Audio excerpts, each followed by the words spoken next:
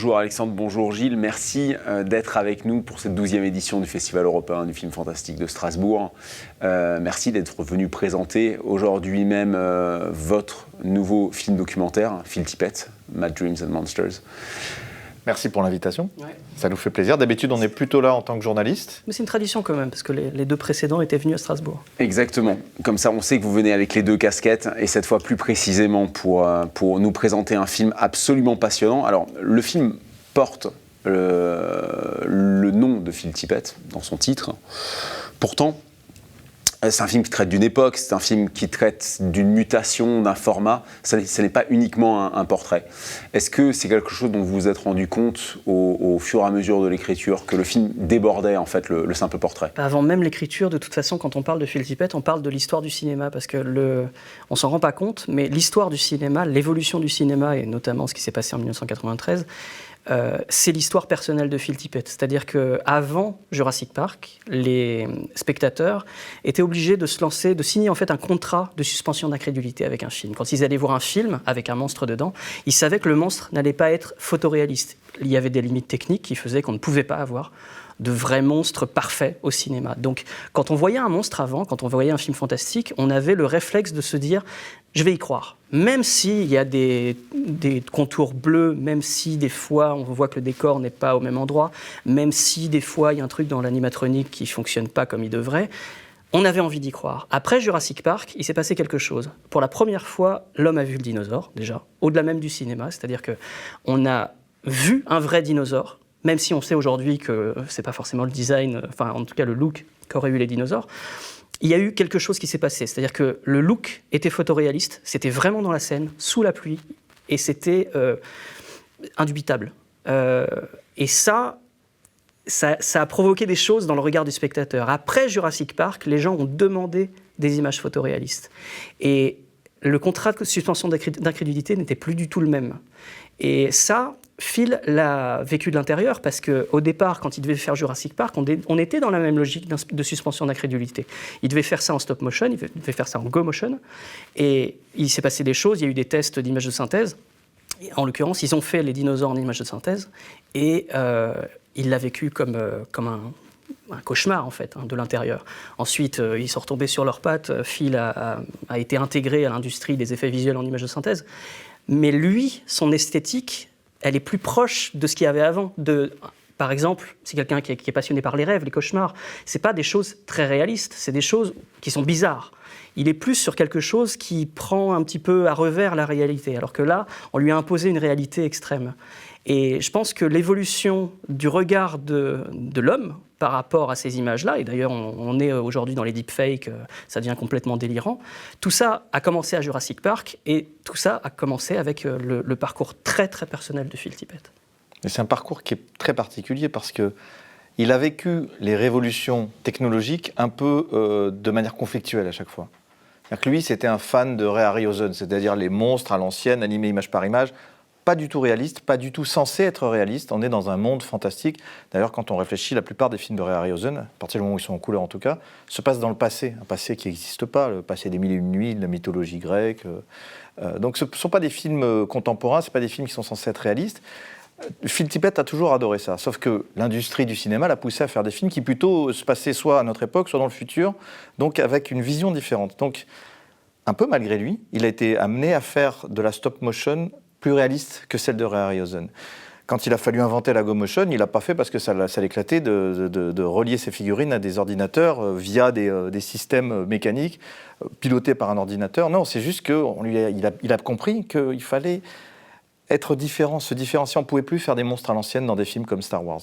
Lorsque l'image de synthèse est arrivée, il a vécu ça comme une catastrophe, et puis ensuite il a rebondi, et il passe à travers, et donc ça revient finalement à la question initiale, il passe à travers les grandes révolutions technologiques, il les subit un petit peu, et puis ensuite il rentre dedans, et il finit par se les approprier. Comme la réalité virtuelle, il fait de la stop motion en réalité virtuelle ces derniers temps.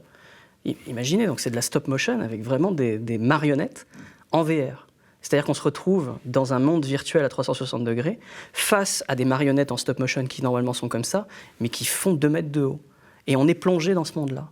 Donc c'est totalement réel parce qu'au niveau des sens, on est dedans, mais c'est totalement pas réaliste. C'est une réalité parallèle, en fait.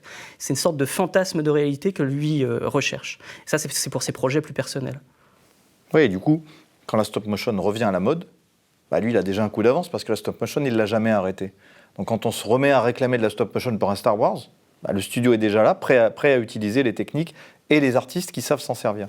Donc ça, c'est parfait, en fait. C'est-à-dire qu'il a, un peu malgré lui, mais de toute façon, il aime bien ce côté... il ne faut pas que ce soit fluide avec Phil Tippett. Il faut que les choses se fassent de manière un peu instinctive et un peu parfois conflictuelle pour avancer.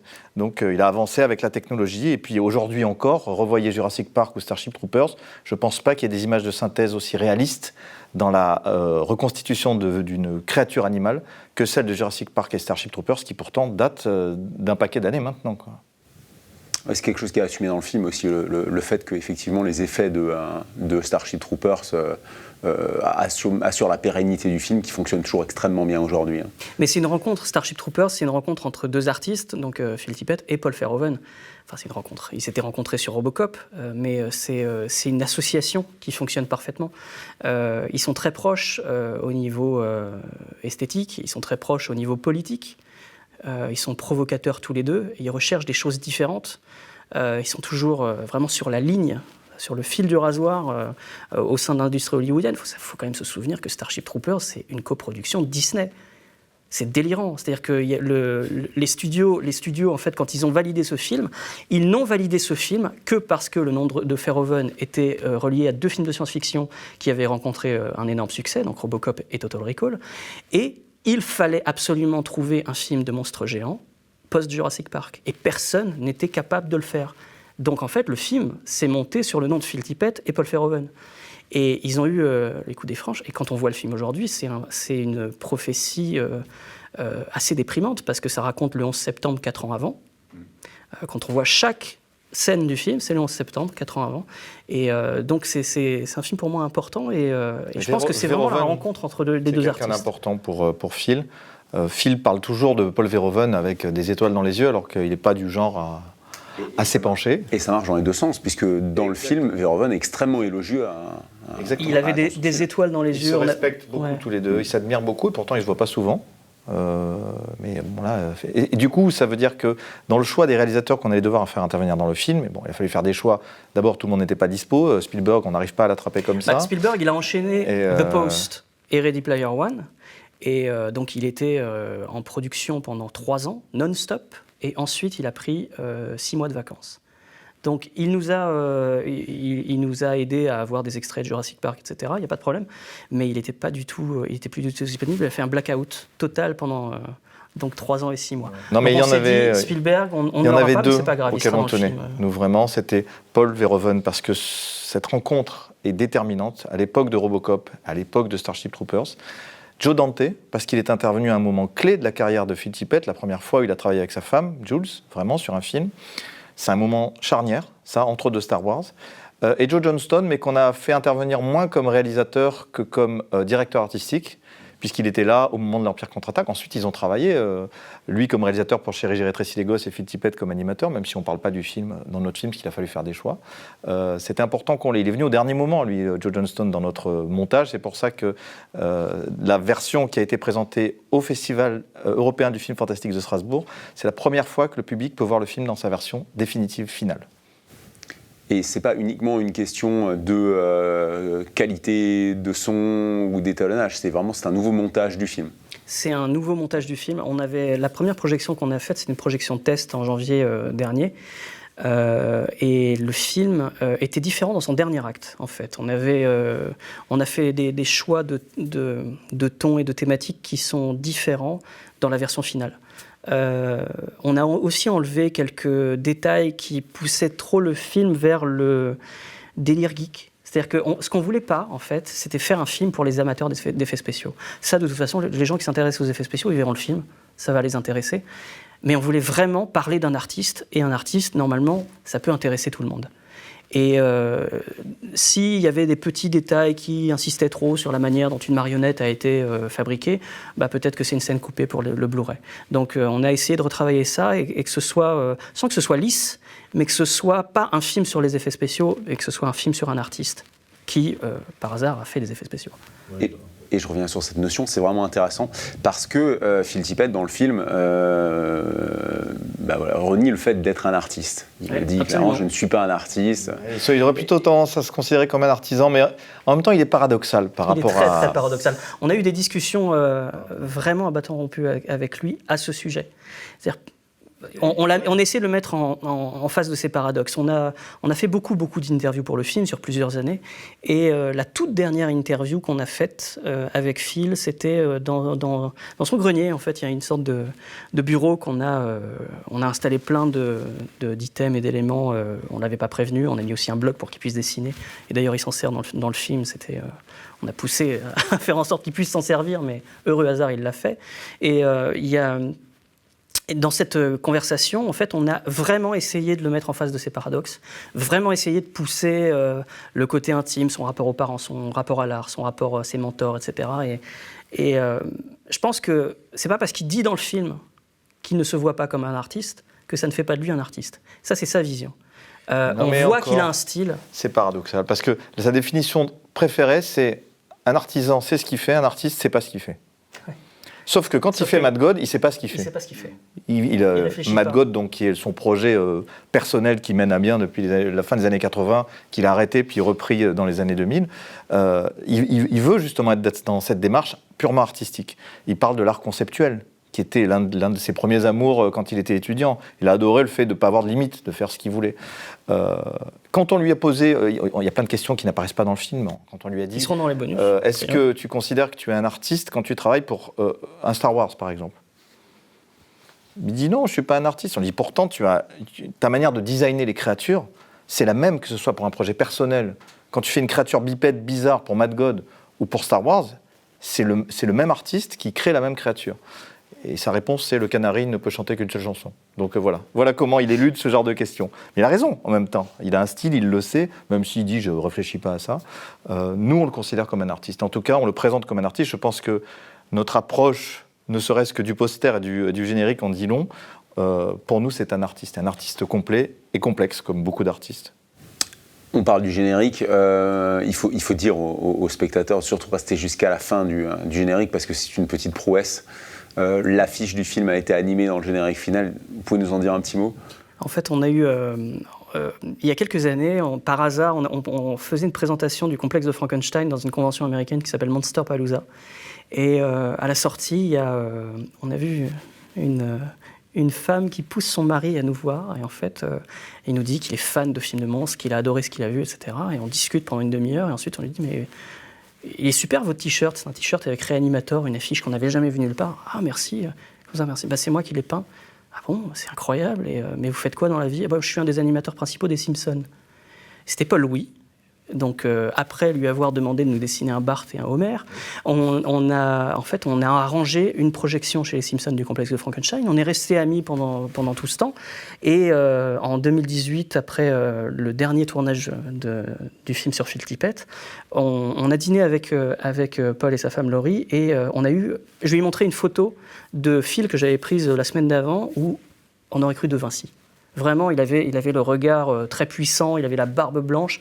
Et on s'est tous dit, mais c'est incroyable, c'est De Vinci. Et il nous a dit, j'adorerais le dessiner en De Vinci. Et on est parti dans un brainstorming à table, à dessiner sur la nappe. Poster, en disant, mais vas-y, fais-toi plaisir, on va faire un truc peut-être collector qu'on mettra dans le Blu-ray ou dans le DVD. Et on est parti dans des... Tout a été enregistré d'ailleurs, c'est marrant. On disait, tiens, Robocop 2, ça pourrait faire l'homme de Vitruve avec tous ses bras. Et puis, on pourrait mettre un dinosaure, là, une machine de Star Wars, comme si c'était une machine à la De Vinci et tout. Et les textes en latin à l'envers et tout. Et on est parti là-dessus. C'était une folie, hein. C'était un brainstorming qui est parti. On aurait dit une caricature de brainstorming parce qu'on était habités. C'est devenu le poster officiel du film. Et en fait, on s'est dit, quand on travaillait sur la post-production avec Brett et compagnie à Paris, on s'est dit, mais si on animait l'affiche pour le générique de fin ?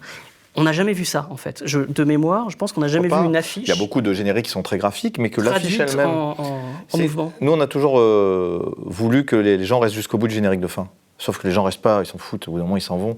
Donc, on essaie toujours de trouver une petite astuce pour qu'il y ait encore des trucs à regarder. Et bien là, c'est l'astuce qu'on a trouvée. Et ça donne une dimension au film qui est intéressante, puisque comme les derniers propos de Phil Tippett sont liés à son héritage, au fait qu'on ne sait jamais si on va être oublié ou inscrit dans l'histoire. Nous, on a pris le parti de l'inscrire dans l'histoire, à travers ce clin d'œil à Léonard de Vinci. Et Paul Louis a redessiné plein de choses. Il a refait Jabba, il a refait le Tauntaun de l'Empire contre-attaque, il a refait le Dragon du lac de feu façon de Vinci. C'est fou. On ne pouvait plus l'arrêter au bout d'un moment. Donc, oui, on ne pouvait plus l'arrêter, et donc ça est devenu une séquence de 2 minutes 10. C'est dessiné à la main, c'est à l'ancienne. Enfin, on voulait ça aussi, quoi. On en est très fiers. Est-ce qu'on peut parler une minute de la musique du film? Parce que je sais que tu es musicien, Alexandre, et je l'ai trouvé vraiment très intéressante. Merci beaucoup. Beaucoup de travail. Sur 2 ans, ça a été écrit sur 2 ans, la musique. Il y a 1h10 de musique originale sur 1h20 de film, donc elle a son importance. Et la musique, c'est parmi les premières choses qu'on a travaillées. D'ailleurs, c'est souvent la première chose qu'on travaille sur un film. Quand on cherche le ton du film, avec Gilles, on discute beaucoup de la musique. Et parce que, certes, il n'est pas musicien, mais il est mélomane et il a une culture assez démente en musique de film, notamment. Et après les premières discussions, j'ai posé un premier thème. Et je me suis retrouvé à me dire qu'il ne fallait pas un thème pour film, mais 4. Et en fait, il a 4 thèmes dans le film, et qui s'entremêlent. Mais les autres personnages ont aussi des thèmes. Donc, John Davison, le producteur de Robocop et Starship Troopers, a un thème à la clarinette. Paul Verhoeven a un thème. Jules Roman, donc la femme de Phil, a un thème aussi. Et ça nous permettait surtout, dès le départ, de connecter des séquences. C'est-à-dire que Jurassic Park et la rencontre de Phil et Jules, c'est connecté musicalement. Il y a quelque chose qui se passe qu'on ne remarquera pas forcément, mais quand il y a cette trahison, entre guillemets, de Denis Muren, qui fait en sorte que Jurassic Park soit fait en image de synthèse, alors que son meilleur ami devait faire le film en stop motion, et qu'on sait que Jules et Phil ont décidé de se marier dans la maison de Denis Muren des années plus tôt, c'est connecté. Et c'était une des premières. Et je pense que même si les gens ne s'en rendent pas compte, il y a quand même quelque chose d'inconscient. Il y a aussi des clins d'œil à la musique du documentaire qu'on a réalisé pour Ray Harryhausen. C'est-à-dire que chaque fois qu'on parle de lui, et on en parle régulièrement, le thème revient. Alors les gens vont peut-être pas l'enregistrer. Le thème du premier documentaire, le thème musical principal du documentaire sur Ray Harryhausen, est un des thèmes de Tippett que j'ai réarrangé.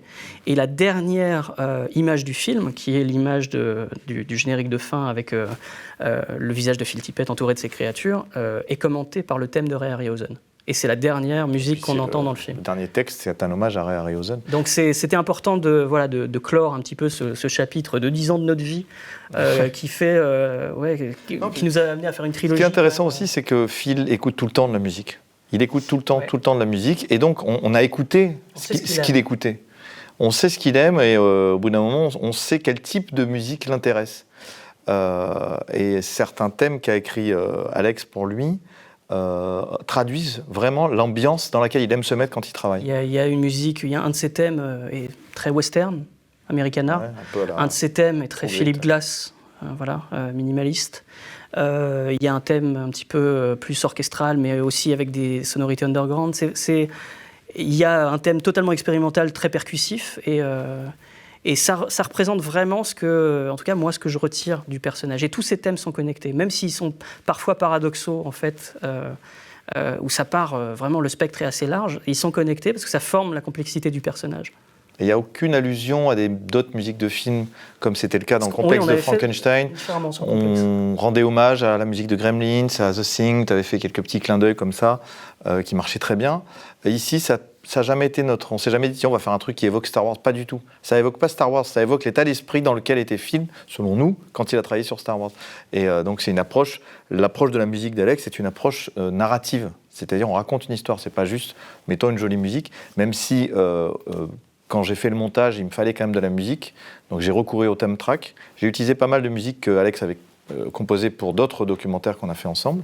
Mais en fait, on s'est quand même éloigné beaucoup parce que c'était pas le même. Et puis au bout d'un moment, j'ai dit Alex, tu fais ce que tu veux, tu casses tout, c'est pas grave. Mais en tout cas, il me faut de la musique pour monter. Moi, j'ai besoin d'avoir un tempo souvent. Alors Gilles Penseau aime beaucoup John Powell. Le theme track est rempli de John Powell. Et rien ne ressemble à John Powell, on est d'accord. Rien ne ressemble à John Powell, donc ça va. Mais c'est pas grave, ça donnait de temps en temps. Et de temps en temps, il y a des choix qui ont été faits au montage que Alex a respecté parce que c'était des choix bizarres. Par exemple, au moment de Jurassic Park, j'avais utilisé un petit bout de la musique de Evil Dead, un truc très bizarre, parce que c'est une histoire d'horreur pour lui. C'est-à-dire, ça pris par surprise. Sa vie, son passé disparaît, tout. Et j'ai mis des trucs bizarres comme ça en mélangeant 2 morceaux. Et Alex a repris ça à son compte en faisant quelque chose de mieux. Pas forcément, je ne veux pas forcément dire mieux que la musique de Evil Dead, mais mieux pour nous, parce que c'était la musique de ce film-là. Donc voilà, il fallait aussi que je puisse nourrir au montage Alex avec des musiques, soit en disant, par exemple Beethoven. Moi, j'avais mis un morceau de Beethoven parce que Jules parle de Beethoven. Quand elle dit « J'ai rencontré Phil Tippett pour la première fois », il écoutait Beethoven à fond avec son copain. Et ça devient de la musique de source. Donc j'ai mis Beethoven, et j'ai mis ce morceau que j'aime beaucoup. Et en fait, qui est d'ailleurs, pour l'anecdote, celui que j'ai utilisé vient des X-Men, de X-Men Apocalypse, parce qu'il est repris là-dedans. Et Alex me dit « Non, on ne va pas mettre Beethoven, il y en a marre, tout le monde fait ça, mais un morceau de musique classique, je vais faire un love theme. » Il fait son love theme que je trouve magnifique, je lui dis « C'est beau, mais... » j'aimais bien Beethoven quand même. Donc, petite discussion, qu'est-ce qu'on fait ? Finalement, on a trouvé une solution mixte. On part de Beethoven, qui est la musique qu'eux sont censés écouter, qui devient le love theme. Et du coup, ce mix de Beethoven et du love theme est réutilisé plus tard, lorsque Jules nous rappelle qu'ils se sont quand même rencontrés chez Denise, qui est en train de trahir Phil et de lui enlever son boulot. Et donc voilà, le type de discussion qu'on avait sur la musique, quoi. Dans le film, il y a des vrais pivots dramatiques, notamment au moment de Jurassic Park, mais je pense qu'une des grandes qualités du film, c'est de ne jamais justement verser dans la nostalgie et dans le passéisme. Merci. Oui, on voulait pas faire un film nostalgique, on voulait pas faire un film passéiste, on voulait pas faire un film triste, on voulait faire un film dramatique, mais pas triste. C'est pas une carrière qui s'éteint après Starship Troopers, c'est l'histoire de quelqu'un qui continue, envers et contre tout, à créer quotidiennement. Qui s'arrêtera jamais de créer. De toute façon, même si au bout d'un moment, il se met un peu en marge de l'industrie du cinéma, pas tant que ça, parce que son studio, lui, continue à être au taquet sur des gros films et des gros projets. Lui, il est en marge, on le sait, hein, mais c'est pas grave, il a son nom, son expérience, et l'idée n'a jamais été de dire, comme dans notre film précédent d'ailleurs, l'image de synthèse, c'est le diable, simplement d'essayer de retranscrire fidèlement ce que lui a vécu avec son équipe lorsque l'image de synthèse est venue leur enlever leur boulot. Là, évidemment, c'était le diable, mais ça n'est pas resté. Au bout d'un moment, c'est devenu, comme le dit très bien Denis Muren, une opportunité. Et si c'est pas nous qui l'avions fait, quelqu'un d'autre l'aurait fait. Donc il fallait le faire. Lui, il a toujours eu un coup d'avance, Denis Muren. Et c'est lui qui a boosté son copain en lui donnant le sentiment qu'il le trahissait, en lui disant « Non mais rentre dans le futur, quoi. Allons-y ensemble, parce que sinon, c'est pas nous qui allons être les précurseurs. » Donc on ne diabolise pas du tout les effets numériques ou la technologie. Il faut faire avec. Et Phil le dit de manière très... Voilà, quand on fait ce flash-forward où on voit que son studio est devenu un studio numérique, il dit non, moi j'étais pas fan de... J'étais plus intimidé que fasciné par le numérique, mais il fallait y aller, donc j'y suis allé. J'ai pas eu le choix, de toute façon. Et c'est grâce à ça qu'aujourd'hui son studio vit, et ils font des trucs incroyables dans le domaine de l'animation de personnages en images de synthèse, parce que ça reste leur spécialité, l'animation de personnages, quelle que soit la technique. Ils vont très très loin, ils ont été précurseurs sur Jurassic et sur Starship, ils le sont encore aujourd'hui, quoi. Et je crois que c'est bon parce qu'on me fait des gestes. J'imagine, oui, tout à fait. Tu veux un dernier mot, peut-être, je sais pas. Mais on aurait bien aimé. Je pense qu'on doit aller à l'interview en bas. En parler encore longtemps, mais en tout cas, merci beaucoup de ces réponses et puis une super belle vie au film. Merci. Merci.